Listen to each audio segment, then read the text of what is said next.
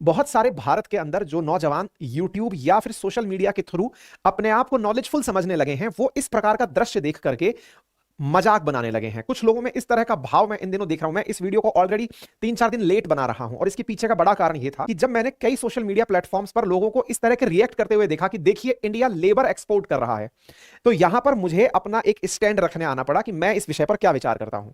मेरे प्यारे देशवासियों और मेरे प्यारे दर्शकों जो आप मुझे सुन रहे हैं, हमारे देश के अंदर करोड़ों लोग अभी भी मल्टी डायमेंशनल पॉवर्टी यानी कि बहुविमीय गरीबी रेखा में जी रहे हैं। हाल ही में जो बजट प्रकाशित हुआ उसमें सरकार ने अपनी पीठ थपथपाते हुए कहा कि उन्होंने अपने शासनकाल में 25 करोड़ लोगों को उस मल्टी डायमेंशनल पॉवर्टी से बाहर निकाला है। हमारे देश का दुर्भाग्य है कि जो लोग फिलहाल इंटरनेट का उपयोग करके 10,000 के मोबाइल में मुझे सुन और देख रहे हैं या टीवी में इसे सुन रहे हैं, उन्हें लगता है कि सब जगह हरियाली है। हमारे गांव में कहावत है कि सावन के अंधे को सब तरफ हरा ही हरा नजर आता है। अर्थात आपको लगता है कि मेरे पास में इतने से काम के लिए क्या जरूरत है इजराइल जाने की, हमें आवश्यकता है, हमें अपने स्तर पर लाख 1.5 लाख की तो नौकरी यूं ही मिल जाएगी। लेकिन कटु सत्य यह है कि आज भी हमारे देश में करोड़ों लोग ऐसे हैं जो कि आर्थिक असमानता के दंश से पीड़ित हैं। जहां देश के अंदर सरकार अपने आप को यह कहती हुई प्रोत्साहित पाती है कि हमारे यहां पर एफ्लुएंट इंडियंस की संख्या जो 8 लाख रुपए सालाना कमाएंगे उनकी संख्या करोड़ों में होगी, क्योंकि एक एजेंसी ने ऐसा कहा है। वहीं दूसरी ओर यह भी सत्य है कि हमारे देश में अभी भी कईयों करोड़, अगर मैं नंबर्स की बात करूं तो 25 करोड़ से ज्यादा लोग संभवतया आज भी गरीबी रेखा से नीचे हैं, जिन्हें सरकारी योजनाएं, सरकारी सहायता, सरकार के द्वारा वितरित किया गया अनाज, सरकार के द्वारा मनरेगा के माध्यम से दी गई मजदूरी ही एक सहायता के रूप में दिखाई पड़ती है। ऐसी स्थिति में अगर इस प्रकार से भारत के मजदूर बाहर जाकर के देश के लिए फॉरेक्स इकट्ठा करके लाते हैं, तो आपका इनके प्रति जो रवैया है, आपके द्वारा इनके प्रति हंसने का जो भाव है, संभवतया क्योंकि आप हो सकते हैं कि एक एफ्लुएंट फैमिली से बिलोंग करते हो, संभवतया आप उस परिवार से हो जिस परिवेश में यह भाव होता हो कि इतना तो नौकरी हम यहीं कर लेंगे, जाने की क्या आवश्यकता है।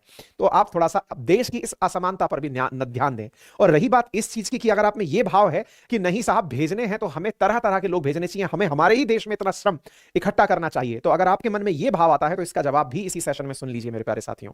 यदि देश का हर युवा सरकार से ही जॉब मांगने की लड़ाई लड़ता रहेगा तो किसी भी दिन वो नहीं नजर आएगा कि आप अपने आप के यहां लोगों को रोजगार दे पाएंगे। आप कहेंगे कि यह कैसा कटाक्ष है? यह सत्यता से भरा कटाक्ष है। आज इंडिया में हर पढ़ा लिखा व्यक्ति सबसे पहले अश्योर करता है कि उसे सरकारी रोजगार मिले, और सरकारी रोजगार नहीं मिलता तो वो सेकंड ऑप्शन में प्राइवेट रोजगार की तरफ बढ़ता है और अपने जीवन के बहुत बड़े समय को वो सरकारी रोजगार की तलाश में लगा देता है। अगर सरकार 40 साल तक की उम्र देकर रखी है कॉम्पिटिटिव एग्जाम देने की, तो वो 40 साल तक इंतजार करता है। इफेक्टिवली 60 साल की उम्र तक ही आप कार्य करते हैं। ऐसी स्थिति में आपकी अधिकांश उम्र का लगभग 2/3 भाग पढ़ने में और नौकरी खोजने में चला जाता है। वहीं आप जब और काम करने निकलते हैं उस समय तक काम करने लायक बचते नहीं हैं और आप अपने आप को एक रिजेक्टेड पर्सन की तरह से कोई काम देना शुरू करते हैं। हमारे देश में जब तक आप में किसी को रोजगार देने का भाव उत्पन्न नहीं होगा, आप खुद भी हंसी का पात्र बनेंगे और औरों पर भी हंसते रहेंगे। यह व्यंग्यात्मक स्टेटमेंट जरूर है, लेकिन आपको इस बात को समझने की अत्यंत आवश्यकता है कि आप नौकरी मांगने वाले नहीं, नौकरी देने वाले बनिए। तभी जाकर के भारत से कामगारों को बाहर नहीं जाना पड़ेगा। अगर आपको इन कामगारों को यहां देखना है तो सरकार की तरफ उम्मीदों के चश्मे से देखना बंद करिए। संभवतः कुछ लोग ये कहने लगेंगे कि आप सरकार के हिमायती हो गए हैं। अगर भाई आपको मेरे को सरकार का हिमायती देखना है तो आप उठाकर कोई भी सरकारी स्टैटिस्टिक्स उठाकर देख लीजिए। सरकार का कड़वा सच यह है कि अगर 1 लाख लोग रोजगार मांगते हैं तो सरकार संभवतः 100 से लेकर 1500 लोगों के बीच के ही रेंज में लोगों को रोजगार दे पाती है। लगभग 8 लाख लोग अगर फॉर्म फिल करते हैं यूपीएससी में तो 900 लोगों को रोजगार मिलता है। करोड़ों लोग अगर रेलवे में भर्ती के लिए तैयार होते हैं तो 1 लाख लोगों को रोजगार मिलता है।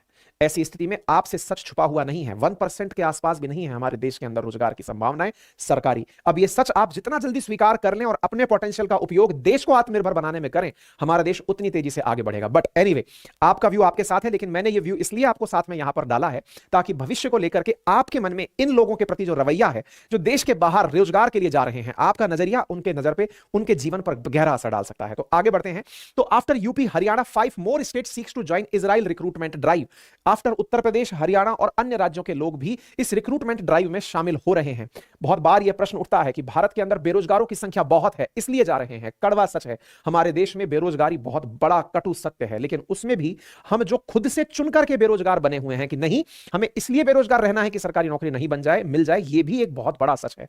आज आपको हर बड़े शहर में ऐसे बहुत से क्षेत्र दिख जाएंगे जहां हजारों की संख्या में लोग कुछ मुट्ठी भर नौकरियों के लिए अपने साल बिता रहे हैं और इंतजार में लगे हुए हैं। बहुत से लोग ये कहते हुए मिल सकते हैं, प्राइवेट नौकरी भी कहां है, हम तो करने को तैयार हैं। लेकिन साहब, आपको नौकरी ढूंढनी नहीं है, पैदा करनी है। और हर देश, आज चाइना हमसे भी बड़ी पॉपुलेशन लेकर, अभी कुछ दिन पहले तो हमसे पीछे हुआ है, हमसे बड़ी पॉपुलेशन लेकर के भी आज दुनिया की second highest economy, second largest economy बनकर बैठा है, क्योंकि वहां के लोगों ने खुद से अपने काम को प्राथमिकता दी। अगर भारत के भी कुछ राज्यों को देखा जाए, चाहे आप तमिलनाडु देखें, चाहे आप कर्नाटक देखें, चाहे आप गुजरात देखें, महाराष्ट्र देखें, यहां के लोग अब सेल्फ एम्प्लॉयमेंट को फोकस करने लगे हैं। सरकारी सेवाएं इन लोगों ने अपने मन में त्याग दी हैं। विशेष रूप से तटवर्ती दक्षिण के राज्य तो बहुत बड़ी संख्या में पढ़ लिखकर बाहर ही सेटल होने लगे हैं और वहां जाकर बढ़िया पैसा कमाने लगे हैं।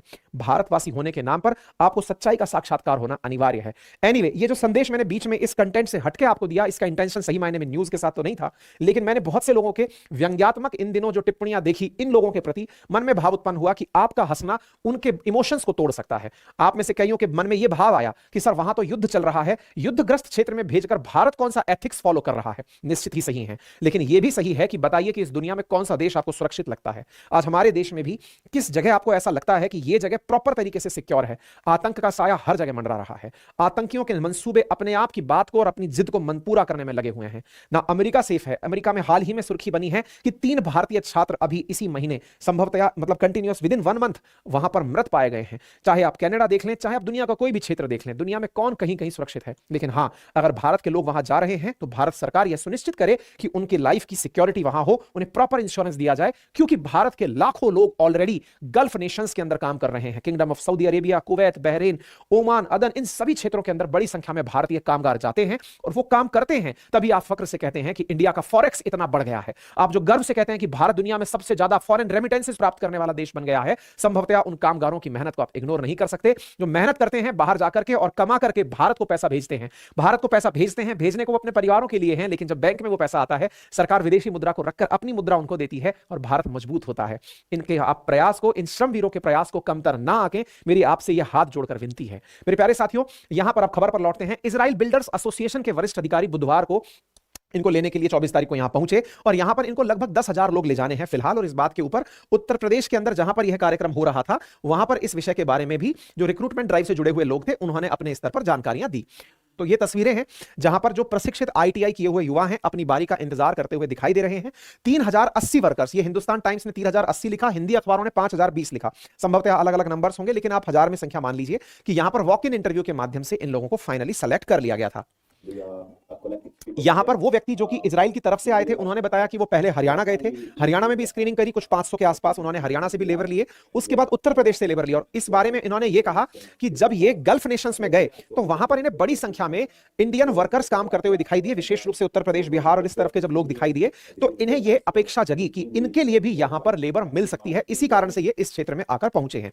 सुर्खी निकलती है वॉइस ऑफ अमेरिका के अंदर कि Israel construction sector moves to replace Palestinian employ with Indian worker, यानी अंतरराष्ट्रीय स्तर पर अब इस बात की चर्चा होने लगी है कि पैलेस्टीनियंस को इजराइल से हटा करके अब इंडियंस को वो जगह दी जाएगी। इसी कारण से इजराइल ने आज से 2 महीने पहले ही पैलेस्टीनियंस को इजराइल से निकालकर उन्हें जॉब से बाहर करते हुए इंडियंस को लगाना शुरू कर दिया है। और संभवतः यही कारण है कि इजराइल का जो कंस्ट्रक्शन सेक्टर है उसके अंदर एकदम मंदी आ गई है। बिल्डिंग्स जो है वो कामगार के अभाव में अधूरी छूट गई हैं।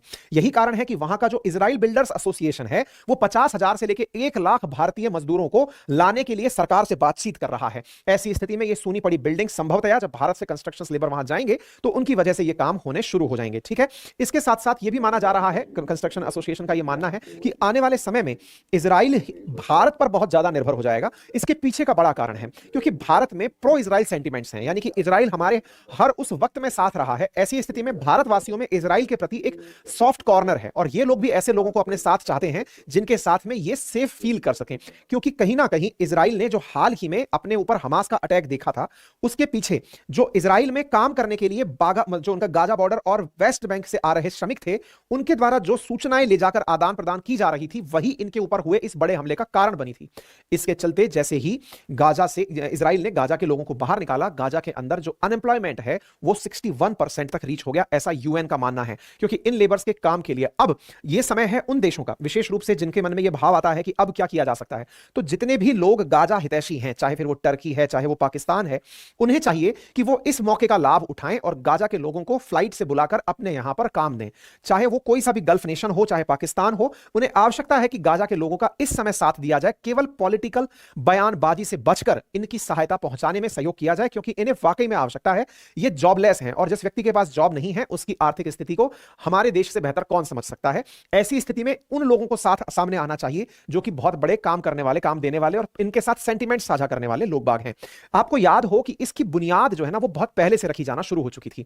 भारत और इजराइल मई से ही लगातार संपर्क में थे, जैसे कि पूर्वाभास हो रहा हो इजराइल को कि एक दिन उसे गाजा के लोग निकालने पड़ेंगे, पैलेस्टीनियंस निकालने पड़ेंगे। इसी के चलते आप 9 मई की कटिंग देखते हैं जिसमें इजराइल के एक मिनिस्टर इंडिया आए थे, पर्टिकुलर इसी वजह से कि वो इंडियंस को वहां ले जाना चाहते हैं। और देखिए पूर्व में की गई तैयारियां, इन्हें आप शायद दूरदर्शिता भी कह सकते हैं कि पूर्व में की गई तैयारियां इजराइल के लिए तत्काल प्रभाव से काम आई, क्योंकि मई के समय से ही सरकारें इस स्तर पर प्रयास कर रही थी। क्योंकि 9 मई 2023 की आप कटिंग देख रहे हैं जिसमें इंडिया और इजराइल ने 42,000 श्रमिकों को भेजने के लिए टाई अप कर लिया था। आप विचार कीजिए, कई लोग आपको इस विषय पर राजनीति करते हुए भी दिखाई देंगे कि भारत अपने लोगों को मरने के लिए भेज रहा है। तारीख गवाह है कि 7 अक्टूबर के दिन हमास ने इजराइल पर हमला बोला था और वो भी बॉर्डर एरिया पर ही इस प्रकार की फाइट हुई थी। इजराइल का जो एयर डिफेंस है वो दुनिया में उन्नत किस्मों में से एक माना जाता है और उसके बाद इजराइल पर फिर हमले नहीं हुए और जो हुए वो बॉर्डर एरियाज में हुए। अब दूसरा पॉइंट जो बनता है वो ये है, वॉर टॉर्न बार बार कहकर के युद्धग्रस्त कहकर के जो बातें की जा रही हैं कि भारत मरने भेज रहा है। जी नहीं, भारत ने युद्ध अक्टूबर में हुआ है, मई में ही इजराइल के साथ समझौता कर लिया था कि वो 42,000 वर्कर्स को इजराइल भेजेगा। ये अपने आप में दोनों ही गवाह हैं इस बात के। 9 मई के दिन आप देख सकते हैं इनके फॉरेन मिनिस्टर हैं एले कोहेन, जो इंडिया आए थे अपने 3 दिन की विजिट के ऊपर और यहां पर आकर के इन्होंने बकायदा 9 मई 2023 की आप ये कटिंग देख रहे हैं कि इस बात पर भारत से चर्चा की थी। इसका मतलब इंडिया की डील युद्ध होने से पहले की थी। इसलिए यह कह देना कि भारत ने युद्ध में उनको भेज दिया है, यह कहना गलत होगा। यह युद्ध एक सत्य है, लेकिन आप पेट के युद्ध से बच नहीं सकते, भूख से आप लड़ नहीं सकते। ऐसी स्थिति में काम आवश्यकता है और अगर इजराइल वो काम दे रहा है, भारत के साथ इजराइल का व्यवहार यह काम दिलवा रहा है, तो इसका वेलकम किया जाना चाहिए। साथियों, लखनऊ के अलीगंज आईटीआई के अंदर ये 7,000 से ज्यादा श्रमिकों का स्किल टेस्ट लिया गया था और इसमें से कई जगह अलग अलग नंबर्स आ रहे हैं, जैसे मैंने आपसे पहले भी कहा, और इस प्रकार से यहां पर बड़ी संख्या के अंदर लोग इंटरव्यू देने के लिए मिले। अब ऐसी स्थिति में प्रोसेस पूछा गया कि इनका क्या प्रोसेस रखा जाएगा, तो इनके लिए टेक्निकल स्किल्स का चयन प्रक्रिया रखा गया और जो लोग जा रहे हैं उनमें भी, ये आप कटिंग देख रहे हैं, लोग इस चीज में बड़े खुश थे और खुश होने का एक बड़ा कारण निकल के आया और वो क्या था, कहा जा रहा है कि इन्हें सैलरी 1,49,000, कई जगह सैलरी बताई गई है 1,37,000 रुपए प्रति माह तनख्वाह दी जाएगी। अब 1,37,000 प्रति माह तनख्वाह, आना जाना फ्री, रहना खाना फ्री और हेल्थ इंश्योरेंस देना, ये इंडिया में एक ग्रेड 1 ऑफिसर की जॉब है। 3 साल तक रहने के लिए, इवन ग्रेड 1 की भी जॉब नहीं है, तनख्वाह नहीं है इतनी। इसके साथ साथ अगर आपको वहां पर रह करके 3 साल तक का जॉब एश्योरेंस मिल रहा है, तो ये अपने आप में एक जॉब अपॉर्चुनिटी के रूप में लोग लेकर के बड़ी संख्या में यहां पहुंच रहे हैं। अब यहां पर इन लोगों को आप देख सकते हैं और भारत सरकार इस बात को आश्वस्त कर रही है कि इनकी सुरक्षा के लिए और इनके स्वास्थ्य की देखभाल प्रॉपर तरीके से सुनिश्चित हो। बड़ी संख्या में लोग अपने आप का इंतजार, अपनी बारी का इंतजार करते हुए देखे गए और उन लोगों ने अपनी अपेक्षा जताई कि उनका भी सिलेक्शन कभी इसके अंदर होगा। ठीक है, कुछ लोग वो भी मिले जो ये कह रहे हैं कि पैसा ज्यादा नहीं है, वो इसलिए नहीं जा रहे हैं। वो मतलब सब तरह के रिएक्शंस यहां पर लोगों के माध्यम से देखने को मिले हैं। अच्छा, कई लोग इस बीच में कुछ ऐसे भी निकल कर आए, जब इजराइल और हमास का वॉर चल रहा था उस समय पर कईयों में यूट्यूब पर, कईयों में सोशल मीडिया पर बड़ा ही मोटिवेशन चढ़ गया था और वो मोटिवेशन इस बात का था कि अगर भारतीयों को बुला लिया जाए तो भारतीय तो वहां जाकर युद्ध तक लड़ लेंगे, क्योंकि आतंक से पीड़ित भारत भी है और आतंक से पीड़ित इजराइल भी अगर हो रहा है तो हम इजराइल का साथ देने चले जाएंगे। हमारे जो बयान वीर हैं, जो अब जाकर के इस तरह के लोग जब कामगार बनकर वहां जा रहे हैं तो उन पर भी हंसते हुए दिखाई दे रहे हैं। वो बयान वीर जो युद्ध में लड़ने जा रहे थे, वो अब इन श्रमिकों के जाने पर हास्य क्रिएट कर रहे हैं। उन्हें लग रहा है कि भारत के लोग नौकरी के नाम पर श्रमिक बनकर जा रहे हैं, श्रमिक बनकर जा रहे हैं। तो मैं आपको कुछ डेटास दुनिया भर के और दिखाता हूं, जरा एक नंबर पर ध्यान दीजिए। किंगडम ऑफ सऊदी अरेबिया में भारत के 2.25 लाख लोग एक साल में नौकरी करने गए हैं, 1,78,630। यूएई के अंदर 33,000, कुवैत के अंदर 71,000, कतर में 30,000, ओमान में 31,000, बहरीन में 10,000। कुल मिलाकर 3.5 लाख भारतीय 2022 में श्रमिक बनकर, लेबर बनकर के गल्फ नेशंस में काम करने गए हैं। और इन्हीं के काम करने का परिणाम है कि भारत में जो रेमिटेंसेस रिसीव हुए 2022 में, वो 89,127 मिलियन डॉलर है। ये वही पैसा है जिसकी वजह से भारत अपने आप को कहता है कि दुनिया में 4th highest, 5th highest forex reserve, हम 3rd हाईएस्ट फॉरेक्स रिजर्व रखते हैं। ये जो नंबर्स चेंज होते रहते हैं ना, विदेशी मुद्रा भंडार हमारे पास इतना ज्यादा है, कभी हम 3रे पे, कभी 4थे पे, कभी 5वें पे जो नंबर बोलते हैं, वो इसी की वजह से, यानी कि 89 बिलियन डॉलर का हमारे श्रमिक वहां पर श्रम करते हैं और वो पैसा इंडिया भेजते हैं। तभी दुनिया में इंडिया नंबर 1 विदेशी मुद्रा भंडार प्राप्त करने वाला, रेमिटेंसेस प्राप्त करने वाला देश है, बाहर से संप्रेषित धन प्राप्त करने वाला देश है। ऐसे क्रम में अगर भारत की तरफ से 30,000 श्रमिक या 10,000 श्रमिक, जितने भी इजराइल को आवश्यकता है उतने वहां जाते हैं, तो निश्चित ही वहां से फिर विदेशी मुद्रा भारत पता आएगी। और हमें जो इस बात से लेसन मिलता है, जो अंदर अंदर से एक भाव उत्पन्न होता है कि काश हम अपने लोगों को बहुत अच्छे से शिक्षित कर पाते, काश हम भारत के अंदर रह रहे लोगों को वो सुविधाएं उपलब्ध करा पाते कि वो बाहर नहीं जाते। तो इसके लिए हमें अब आत्मावलोकन करने की आवश्यकता है कि ये जो इतनी बड़ी संख्या में हमारे भारतीय जो काम करने जा रहे हैं, इसका बड़ा कारण है कि कहीं ना कहीं हमने अपने देश में खुद एंटरप्रेन्योर बनने की, नंबर एक, और दूसरा अपनी सरकारों से यह मंशा रखने की कि वो हमें कुछ ऐसे सिस्टम डेवलप करके दें जिनसे हम बेहतर काम कर पाएं। ऐसी स्थिति में भारत जैसी दुनिया की हाईएस्ट आबादी रखने वाले देश में इस प्रकार से लोगों को रोजगार देना आपके बस में जब होने लगेगा, तब देश की निश्चित ही दिशा बदल जाएगी। आज चीनी लोग अपने देश में जो दिन रात मेहनत कर रहे हैं, उनके ही पुरुषार्थ ने चीन को second highest, second largest economy बनाकर बिठाया है। तो आने वाले समय में आप भी एक ऐसे ही रोजगारदाता बनेंगे, ऐसी उम्मीद के साथ फिलहाल के लिए इतना ही। बाकी आप इस विषय पर क्या सोचते हैं जरूर कमेंट बॉक्स में बताइएगा, क्योंकि आपकी राय भी असल में जानना जरूरी है। संभवतः आज के सेशन से आपने भी कोई राय अपने मन में जरूर बनाई होगी। अगर आपको यह जानकारी पसंद आई हो तो अपने साथियों के साथ साझा करें। चैनल पर नए हैं तो चैनल को सब्सक्राइब करना बिल्कुल भी ना भूलें।